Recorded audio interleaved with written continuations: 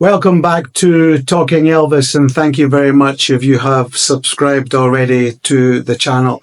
I'm only a few videos in, and it looks like, some people are subscribing, and I really appreciate it. If you're an Elvis fan, it would be great if you would subscribe as well. It'd be nice to build an Elvis community on here if it's possible. Despite all the success that Elvis had, the Presleys did have a lot of tragedy. It started with Jesse being stillborn, Jesse Garin, and then, of course, Gladys dying at the age of 46, Elvis at 42, Benjamin Storm only 27, and Lisa Marie Presley at 54 years old, which is still young. Today, though, I've asked my friend Alan to come and share a story he has about Lisa Marie Presley. It's a cool story, and I hope you like it.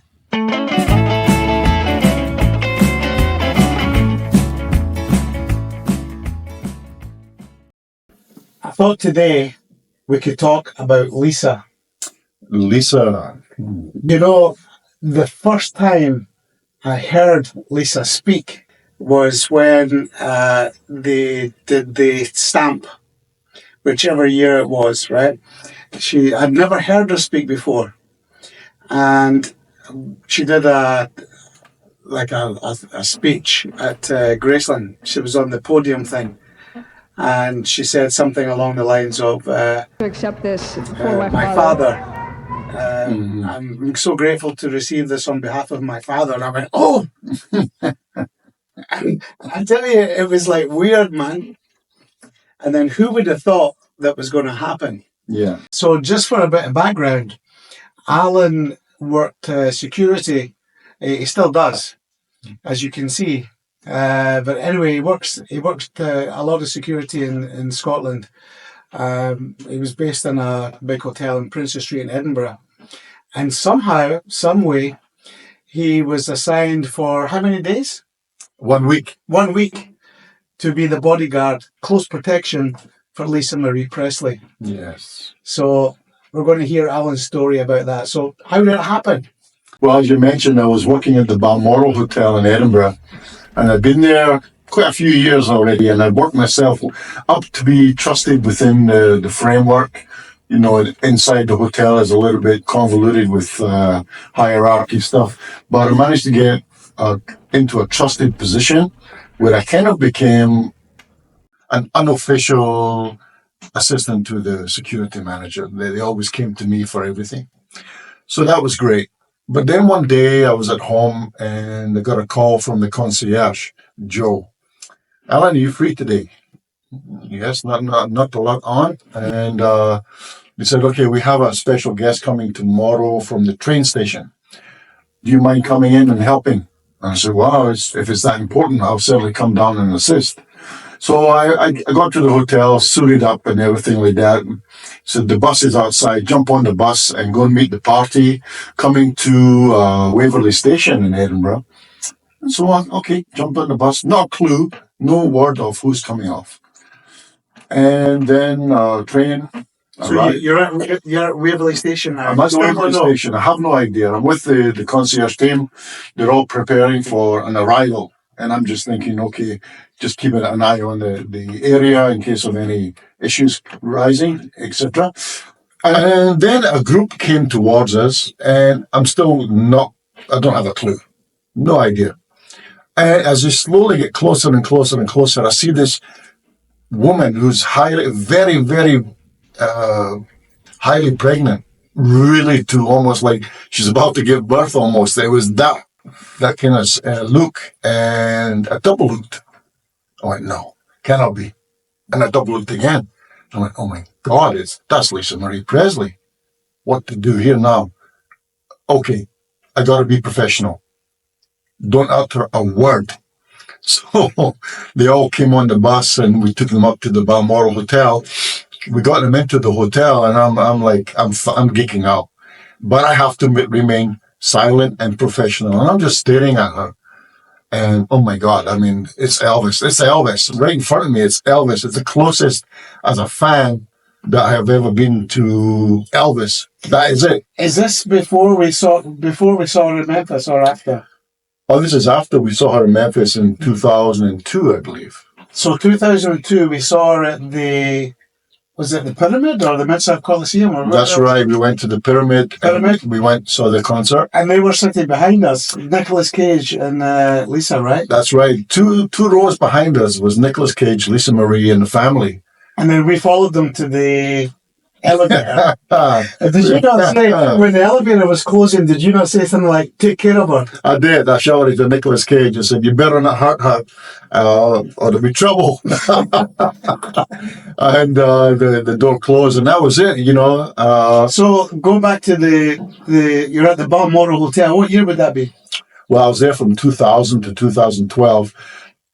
She came in December of 2007. Okay, 2007. The twins were born in 2008. Right. So you're at the hotel. You know now it's her. You're geeked out because you're a fan. So what happens? Okay, so they're rooming everybody. Riley's there. Benjamin's there. The husband's there. And there's a boyfriend of Riley at that time. I don't know, can't remember the name. However, they all started getting roomed. And there was a black security guard from Graceland. Right? If I remember, it was a guy called Big Tony. Tony was the head of Graceland Security, plus another gentleman, a Memphis policeman. And they were really nice, very, very polite. But anyway, we went up to the executive floor. And as we were walking to the corner room, I actually remembered that Tom Jones was in the week before in that room. And I had mentioned it to Lisa as we progressed. I said, you know, that Tom Jones was here last week. And she went, oh, that's cute. She's at the hotel, you're walking her to the room. Do you introduce yourself? Do you say, hi, I'm Alan? No. Never once. So the first interaction was, oh, Tom Jones was in this room. Is that the first thing you said? That's the first thing I said. Right. Tom Jones was here last week as he was appearing at the Scottish festival. What would you call it? Was it not like the... Tea in the Park or something like that. It was kind of thing like that. And that was a cool story as well. Actually, he was at the castle, was it not? Was he? I have no idea. He turned up anyway. So I went to see him. Right. Well, he came in. He stayed with us at Balmoral.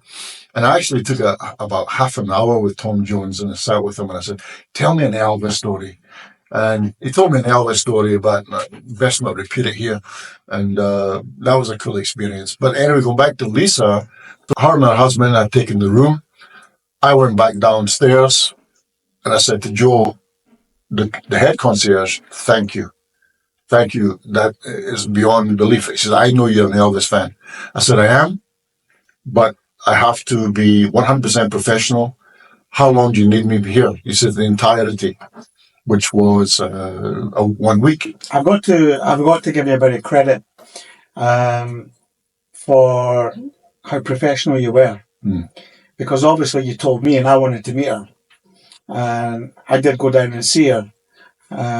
We got one picture actually I took one photograph at the castle. You do, which you can maybe insert for people. And it's not very good. And I did actually manage to engage at the Esplanade just before they went inside. But, you know, I couldn't get, you know, sitting down the experiences that you had. And it wasn't right for you to, you know, introduce me or anything like that. So, no, I couldn't do that. No, I perfectly understand that. And I thought you handled it very professionally. So, they're in the hotel now, and that's it. You go downstairs and you're like, wow. I thought the job was done. I mean, I've just met Elvis Presley's daughter. Got for the week. And so, yeah, he said, now I need you back here tomorrow for the city tour. And I'm like, wow, nothing on. So, yeah, I arrived back at the hotel the day after. Going tracking back, before I left the hotel, she had called down and asked what shops were open. And at that time, it was Jenner's. And so the party had come back down. She had come down. They had no clothes for the winter. This was winter in Scotland. December, right? December. It was Baltic freezing. And so she had no clothes for that. She was not prepared. They had come up from London. I guess Priscilla and Jerry Schilling had remained back. How did you know they were there? because Michael had said, because I did actually speak to Michael one-on-one. Lockwood. Michael Lockwood, yeah. And nice guy at that time, very polite to talk with. But anyway, Lisa came back down and had the kids with her. She said, I need clothes. And the only thing that was open was Topshop on the corner under Jenner's. And so off we went. I'm in a suit and I'm freezing. And she's striding along. She's going, I'm going to get clothes. The two bodyguards are still in the room. They're not even with us. It's just me, Lisa, and the family.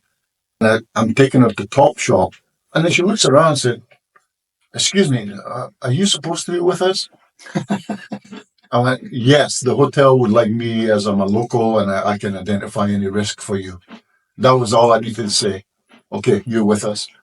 She goes down into the women's section and ping, ping, ping, ping, ping, brrr, takes what she wants. At one point, I'm actually holding all her clothes because there is no other assistant. It's just Lisa pinging, pinging, pinging, pinging, taking off. And so I've got this big bundle of clothes and then we go over, we pay for it. Two bodyguards then come in and that's it. She's got her winter gear. So we all head back to the hotel and that's it. Next day. So next day arrives and we're all on the bus. She sits in the back, very back. Michael just ahead of her. And I've got Benjamin beside me, who was just so small at that time. And Riley with her boyfriend. He was wearing a woolly hat. He's wearing a woolly hat all the time. All right. Every time I saw Benjamin, and he was ultra polite and also interested in MMA and martial arts. And Lisa had actually said, because I must have told someone somewhere that I practiced martial arts. And Lisa had walked along the corridor. She said, Alan does that martial arts stuff. You should try to join him with that. And he just goes off and on. Anyway, so we're on the bus and we're going to start the city tour. So we start the city tour and la la la. And then Lisa comes over to me. And I'm like, yes.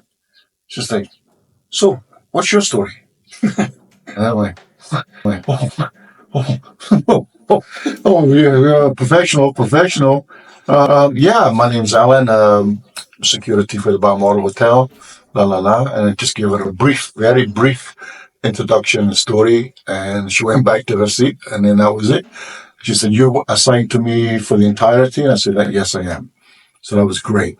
Okay, so then we did a couple of little things around the city.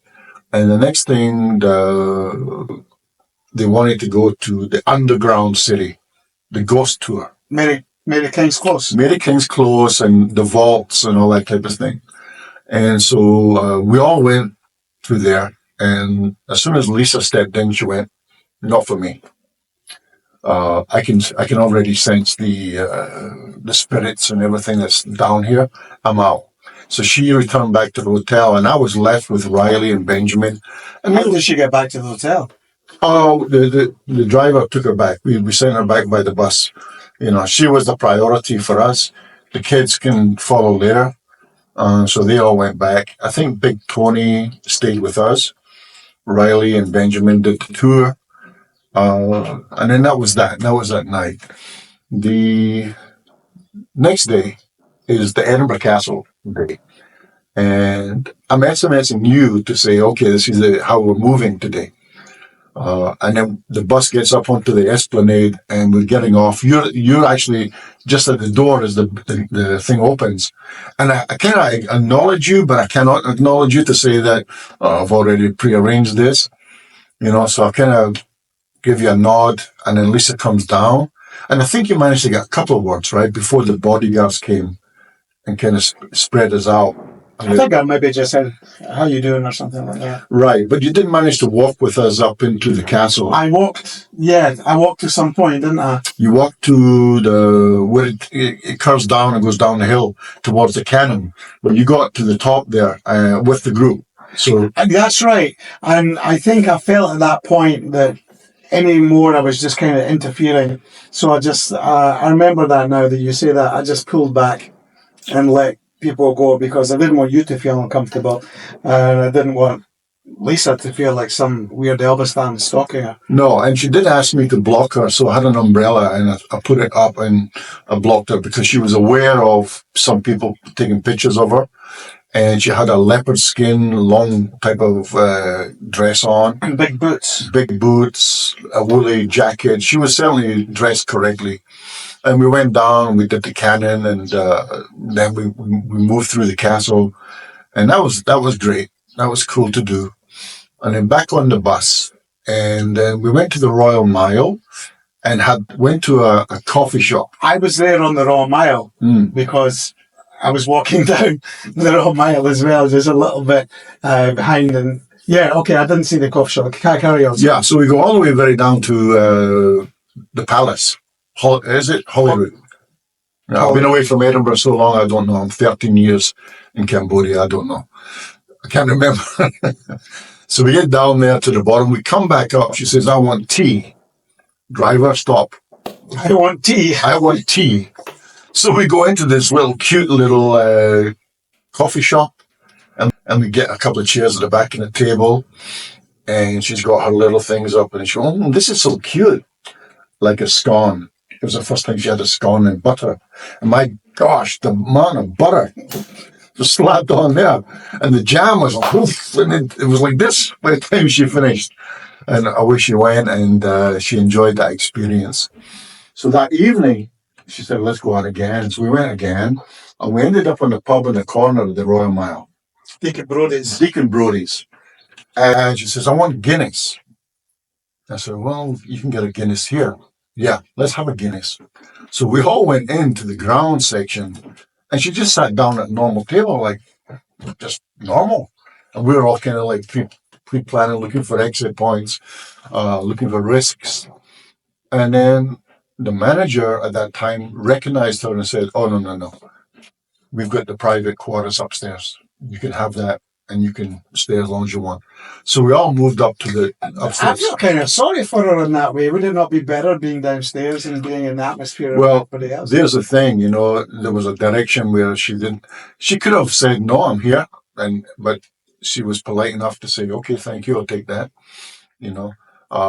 She sat up there with the kids and had Guinness after Guinness after Guinness, about 5-6 Guinnesses. And 9 months pregnant, knocking back the Guinness. Knocking back the Guinness. And I'm sitting with Tony and the other guy having a good chat about stuff. And so he worked for EBE? He worked for Graceland. He was the head of security for Graceland.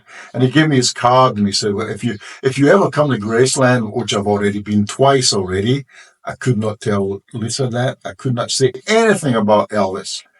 How long I've been a fan, all my collection. I have his concert scarf. I have his signed album. I've been twice already. And so all of that had to remain undisclosed. So we did the Guinness thing. I wonder what she would have felt if you had told her on the last day before she left. Just say, like, I'm a big fan of your dad and this is what I've done. And I didn't want to mention it to you before, but I just wanted to say it was a pleasure. Because that's what I would have done. Yeah. Or did you just not feel it was appropriate? I didn't feel it was appropriate Fair at enough. all because I was on the hotel grounds. And I'll come up to the last day that we said goodbye. But before that, so we finished the Guinness trip, hotel back again. And then the next day, we took a trip to the Whiskey Heritage Center on George Street. And away she goes up there at the head of the table, by the way, sits at the head of the table and starts sampling all these whiskeys. And she goes around the table. And she invited me to the table as well. Come on, Alan, come on, sit over here. You're with us. So I enjoyed that as well. That was a good memory. And then she said, I want to go shopping again. Okay. We go to Harvey Nichols. Harvey Nichols is a high-end, very expensive women's shop, clothing, right? So off she goes. Her and her husband are away. Ping, ping, ping, ping, ping. No, she didn't even look at the pricing. Off the hanger, boof. Off the hanger, boof. Before it's up here, it's on the cashier's desk. There's a pile of clothes there. On the pile of clothes, there's her purse. Do the staff know at the Harvey Nicks who she is or not really? It's kind of. She's actually free. She's got freedom. Nobody's really picking up on who she is. She's managing to go and do her thing. She sits there with her husband. She has a coffee. We are very much separated and just watching around. And she'd done her shopping, which amounted to £100,000. £100,000. And it all got shipped to her LA home, I guess. But anyway, we're tracking back. All in 100,000. 100,000 for the whole week. This is for my mother. This is for her. This is for the On this one trip. On this one trip, 100 grand. Because I was there. I stood next to her at the cashier. But the story I want to tell is her purse was at the end of the till, the register, and it fell on the ground. And I looked around and I went, "Oh, I should pick that up. I'm the only one here." So I went to pick it up. And there was cards lying on the ground as well. It came out, fell out. And I picked up this green American Express card, plus another couple of cards. But the green American Express card had Elvis, EAP, 1977, American Express. And I'm like, "Well, what's that?" And she just saw me, comes over and taps me on the shoulder and said, "Oh, thank you. That's the last card my father had when he passed away. I keep it with me." And I'm shaking already. I've got Elvis's last American Express card in my hand, and she puts it all back in the purse, and away we go. All that stuff gets shipped over to LA. Never takes anything, you know. Then we go to Boots Chemist. Boots Chemist is a pharmacy, and she goes in and she has a look around. She goes, "Oh, Alan, they sell codeine here." I said, "Yeah, paracetamol with codeine, ibuprofen with codeine. It's quite normal in the UK. Well, we don't have that in the States. I want all of it." So she buys the entire stock. And she says, "Do you have any more in the back?" And the woman said, "Well, we're limited to, okay, just give me all of that. Because I guess she was in a lot of pain with the pregnancy. And anyway, she bought all of that. And then went back to the hotel. So that was kind of like coming up to the end of the trip. And what a trip it was. She was beautiful, lovely, very polite, very respectful. And come to the end, I said to her, I do apologize, Lisa. I have to step off now. "Oh, you mean you're not coming with us for the train?" I said, "No, I've got other things to do." "Okay, you two take care of him." And speaking to Tony and the other guard to take care of me and whatever that meant. And I said my goodbyes, and I kind of thought I wanted to ask for a picture, something. But I realized that it's not the appropriate things to do. Because after Lisa Marie, I worked for many other artists because the hotel trusted me. And I always thought to myself, if I could have protected her in Edinburgh so well, why I couldn't have just continued on and maybe she'd be here today. I've always had that thought in my mind, to look out for her, because I did look out for her. But she thoroughly enjoyed Edinburgh. She went to the night market and bought a whole bunch of cheese and got that shipped back to LA as well. For the life of me, I cannot remember the boyfriend that was with Riley, but he's a singer. He's an artist as well, but I cannot remember at this time. Anyway, hopefully I've not bored you out there in YouTube land. YouTube land, right? YouTube land. Right, YouTube land. Great story, man. Well, yes. And then after that, I actually applied for her autograph and got it. She sent me an autographed picture. And I thought maybe one day I'll bump into her, or I'll bump into Riley or Benjamin somewhere down the line. And, Did you have much interaction with Benjamin? Not so much. He was very quiet, very to himself. At one point, Lisa knocked on the room of the Riley and said, "Come on, you don't make me do this now. Get out here. We've got to go shopping." So I think they were in love and just didn't want to move.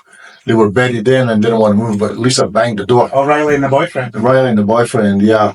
Ryan Cabara is the name. Ryan Cabara. You're the singer. And anyway, Lisa, the night we went to Top Shop, Lisa banged the door.